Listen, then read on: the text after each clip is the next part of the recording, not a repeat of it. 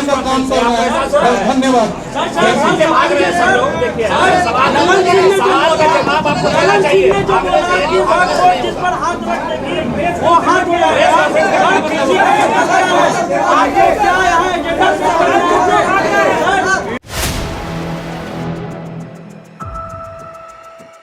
नमस्कार, आप देख रहे हैं 4 PM और मैं हूं अभिषेक मिश्रा। वक्फ संशोधन अधिनियम बिल को लेकर जेडीयू पूरी तरह से फंस गई है। वक्फ संशोधन अधिनियम बिल की वजह से जेडीयू के मुखिया नीतीश कुमार फंसे हुए नजर आते हैं और जेडीयू में सब कुछ ठीक नहीं है। और आज जो खबर आ रही है वो जाहिर तौर पर जेडीयू के लिए अच्छी खबर नहीं है। डैमेज कंट्रोल की कोशिश हवा हो गई, दाव उल्टा पड़ गया। मीडिया रिपोर्ट्स के हवाले से कुछ वीडियो जो सामने आ रहे हैं जेडीयू की प्रेस कॉन्फ्रेंस के, उस वीडियो से ऐसा ही लगता है। दरअसल जेडीयू के जो मुस्लिम लीडर हैं जिलों के, अलग अलग जिलों के, वो लगातार इस्तीफे पर इस्तीफे दे रहे थे। एक नेता ने वो अपना नेम प्लेट कबाड़ दिया, घर के दरवाजे से जेडीयू का बोर्ड उखाड़ दिया और इस तरह की तस्वीरें लगातार सामने आ रही थी। जेडीयू इस बात को लेकर गदगद थी कि पार्टी के किसी बड़े नेता ने इस्तीफा नहीं दिया है।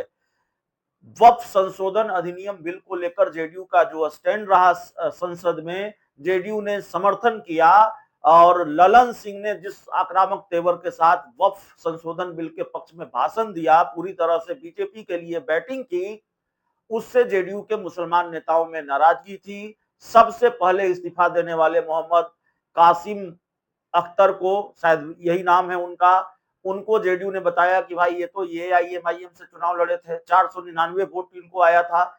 लेकिन फिर इस्तीफों की झड़ी लग गई, एक के बाद एक कई इस्तीफे नीतीश कुमार की पार्टी जेडीयू में शामिल होने लगे और 6-7 लोगों ने इस्तीफा दे दिया।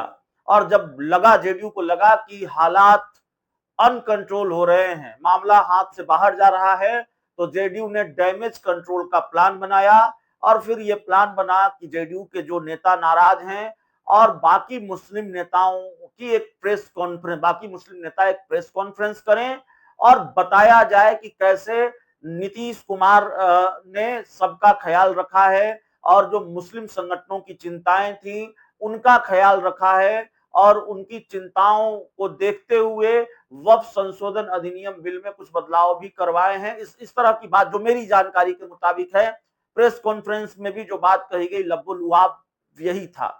लेकिन प्रेस कॉन्फ्रेंस में गुलाम गौस जैसे नेता को भी बुलाया गया, पार्टी के वरिष्ठ नेता हैं, लेकिन बहुत नाराज हैं पार्टी के स्टैंड से।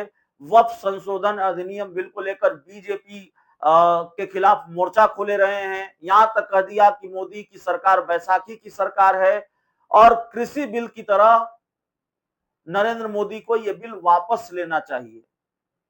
जेडीयू ने प्रेस कॉन्फ्रेंस तो बुलाई, लेकिन जेडीयू के नेता 4 सवाल नहीं झेल सके। मैं उस प्रेस कॉन्फ्रेंस में मौजूद नहीं था, मैं उस प्रेस कॉन्फ्रेंस का गवाह नहीं हूं, लेकिन कुछ वीडियो और अलग अलग मीडिया रिपोर्ट्स के हवाले से जो जानकारी सामने आ रही है, डैमेज कंट्रोल का दाव उल्टा पड़ गया, भारी फजीयत हुई है। देखिए, ये न्यूज 24 की रिपोर्ट है और न्यूज 24 की रिपोर्ट के मुताबिक सवाल सुनते ही पीसी छोड़कर भागे मुस्लिम नेता। वक्फ बिल पर जेडीयू की प्रेस कॉन्फ्रेंस थी और इस रिपोर्ट के मुताबिक, हालांकि हमारे पास वीडियो भी है, वो वीडियो भी हम आपको दिखाएंगे, और खूब दहाड़ी हैं जेडीयू की जो प्रवक्ता हैं अंजुम आरा, उन्होंने भी अपनी बात रखी है। लेकिन जब पत्रकारों के सवालों की बारी आई तो जेडीयू के जो तमाम नेता थे वो उठकर चले गए, उन्होंने जवाब नहीं दिया, जवाब देने की कोशिश की, लेकिन फिर वो उठकर चले गए और गुलाम गौस को बोलने का मौका नहीं दिया, या गुलाम गौस भी उठकर चले गए, इस तरह की बात सामने आ रही है। जेडीयू अल्पसंख्यक प्रकोष्ठ के अध्यक्ष हैं अशरफ अंसारी, उन्होंने इस प्रेस कॉन्फ्रेंस में कहा कि सीएम नीतीश कुमार ने मुस्लिम समाज के उत्थान के लिए बड़े पैमाने पर काम किया है। नीतीश के रहते अल्पसंख्यक समाज के हितों की रक्षा के साथ कोई खिलवाड़ नहीं कर सकता है। वक्फ संशोधन बिल को लेकर हमारी पार्टी ने 5 सुझाव दिए थे जिसको मान लिया गया है और इसके बाद सवालों का जवाब, बाकी सवालों का जवाब दिए बिना ही चले गए। इस प्रेस कॉन्फ्रेंस में एमएलसी गुलाम गौस पहुंचे थे, अफाक अहमद खान थे, खालिद अनवर थे, पूर्व सांसद अशफाक करीम थे, पूर्व सांसद कहकशा परवीन, बिहार विधान परिषद के पूर्व सभापति सलीम परवेज थे। तो खैर बात लंबी हो जाएगी, मोटा मोटी बात यही है, लबो लुआब यही है कि एक प्लान बनाया। जिस तरह से जेडीयू के नेताओं का इस्तीफा हो रहा था तो जेडीयू ने डैमेज कंट्रोल की कोशिश की, प्लान बनाया कि जेडीयू के सारे मुस्लिम नेता प्रेस कॉन्फ्रेंस करें और ये बताया जाए, ये मैसेज देने की कोशिश हो कि नीतीश कुमार ने मुस्लिम संगठनों की चिंताओं को गंभीरता से लिया है और फिर नीतीश कुमार की वजह से वक्फ में कई बदलाव भी हुए हैं, उस बिल में कई बदलाव भी हुए हैं, लेकिन ये दाव उल्टा पड़ गया, सवाल नहीं जल सके जेडीयू के नेता। और मैं बार बार कर रहा हूं, ये मैं नहीं कर रहा हूं, मीडिया रिपोर्ट्स कर रही है। और अब पहले हम आपको वो तस्वीर दिखाते हैं, कैसे सवाल पूछने पर जेडीयू के नेता प्रेस कॉन्फ्रेंस से उठकर जा रहे हैं और लगातार उनसे सवाल पूछा जा रहा है। और इस वीडियो के बाद लगातार दूसरा वीडियो जो अंजू मारा है पार्टी की प्रवक्ता, उन्होंने क्या कहा वक्फ संशोधन अधिनियम बिल को लेकर। प्रेस रिलीज आप लोगों को सब अशरफ साहब, आपने कहा कि 5 सुझाव हमने दिए थे वो मान लिए गए, जब उल्लेख इसमें आपने किया है, क्या आपने ये सुझाव दिया था कि 2 हिंदू मेंबर होनी चाहिए या उस पर आपको इतराज नहीं? आप चाहते हैं, जनता दल यूनाइटेड ये चाहती है कि धार्मिक मामलों में, मुसलमानों के वक्फ वाले मामले में 2 हिंदू गैर मुस्लिम मेंबर हो, इससे आप खुश हैं? क्या ये सुझाव आपने नहीं दिया? माननीय मुख्यमंत्री श्री नीतीश कुमार जी अल्पसंख्यक समाज के हितों की रक्षा करते रहे हैं और आगे भी करते रहेंगे। कोई बात हो जाएगी सवाल का जवाब दीजिए, उससे कोई फर्क नहीं पड़ता है। दीजिए नीतीश जी ने तो मैं आपसे पलट करके पूछना चाहता हूं कि यूपीए की सरकार 10 साल तक रही थी, क्या जकिया जाफरी को इंसाफ दिला सके? आप देखिए भागलपुर दंगे को क्या इंसाफ दिला सके? बिल्किस वालों को नहीं मिला, आपके लाइन है, ये जवाब दीजिए। आप चाहते अरे आप हैं माननीय मुख्यमंत्री श्री नीतीश कुमार जी ने हुनर योजना चलाई, उन्होंने सारा बीपीएससी के माध्यम से आपको डीएसपी बना रहे हैं, आप सारा कुछ बना रहे हैं, सब सारा कल्याण का काम कर रहे हैं। धन्यवाद। भाग रहे हैं सब लोग, देखिए सवाल का जवाब आपको देना चाहिए। जिस पर हाथ रखने की वो हाथ आगे क्या है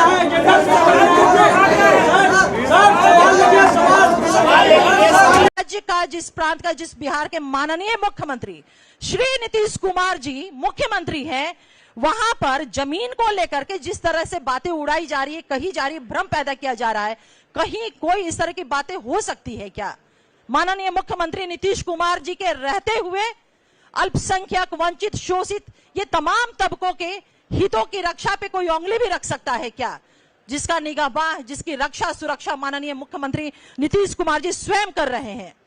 दूसरा हमारा सजेशन था कि यह कानून पूर्व प्रभावी नहीं हो, यानी कि रेट्रोस्पेक्टिव वे में ना होकर के प्रोस्पेक्टिव वे में ये प्रभावी होगा, यानी कि जो चीजें जैसी हैं वहां से नहीं, बल्कि जब ये बिल एनेक्टेड हो जाएगा महामहिम के हस्ताक्षर के बाद, उसके बाद से इस बिल के प्रावधान प्रभावी होंगे।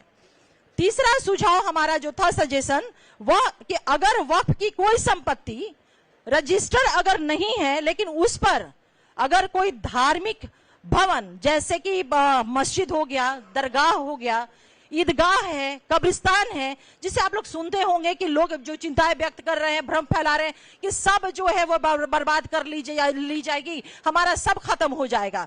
लेकिन इस बिल के माध्यम से जो हमने सुझाव दिया है, इनकॉर्पोरेट हुआ है, ये माननीय मुख्यमंत्री नीतीश कुमार जी की गारंटी के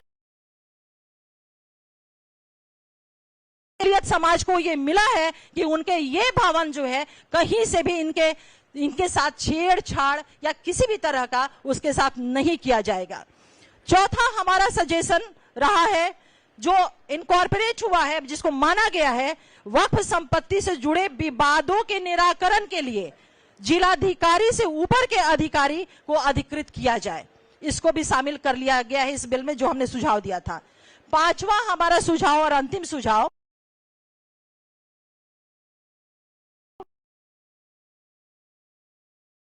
कह रहे कि पोर्टल पे रजिस्ट्रेशन की हम बात कर रहे हैं, तो उसके लिए 6 महीने का जो समय बिल में था, हम लोगों ने इस चीज को सुझाव दिया था कि इस समय सीमा को बढ़ाई जाए और हमारे इस सुझाव को मान लिया गया।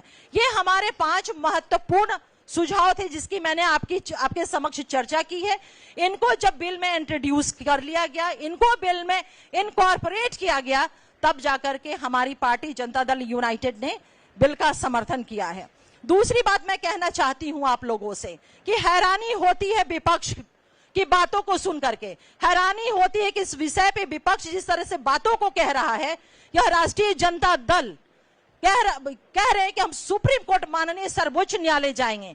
अरे भाई, आप लोगों को मैं बता दूं कि यह राष्ट्रीय जनता दल जो कहीं ना कहीं पुनः जो इनका कैरेक्टर रहा है तुष्टीकरण की, वो पुनः चाहते हैं इस चीज को, क्योंकि राष्ट्रीय जनता दल ने जेपीसी के समक्ष अपने किसी तरह का सुझाव दिया ही नहीं बिल के मद्देनजर। ये सबसे बड़ी बात है। वक्फ संशोधन बिल आने के बहुत पहले माननीय मुख्यमंत्री श्री नीतीश कुमार जी ने वक्फ की चिंता की और बिहार में वक्फ विकास बोर्ड की स्थापना की। इसके तहत 110 करोड़ का वित्तीय आवंटन किया गया, जिससे अल्पसंख्यक छात्रावास, विवाह, मल्टीपर्पस बिल्डिंग आदि का निर्माण संभव हो पाया है।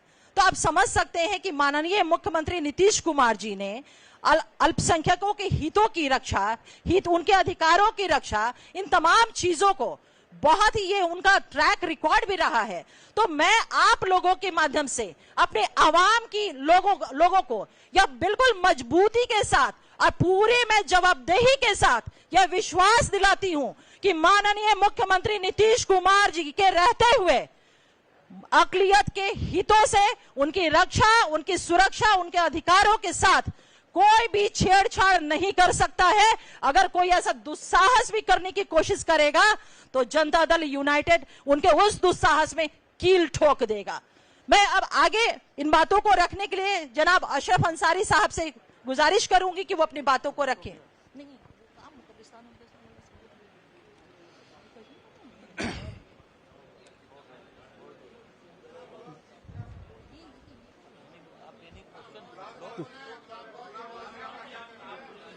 जी, प्रेस रिलीज आप लोगों को सब आपने कहा कि 5 सुझाव हमने दिए थे वो मान लिए गए, क्या उल्लेख इसमें आपने किया है?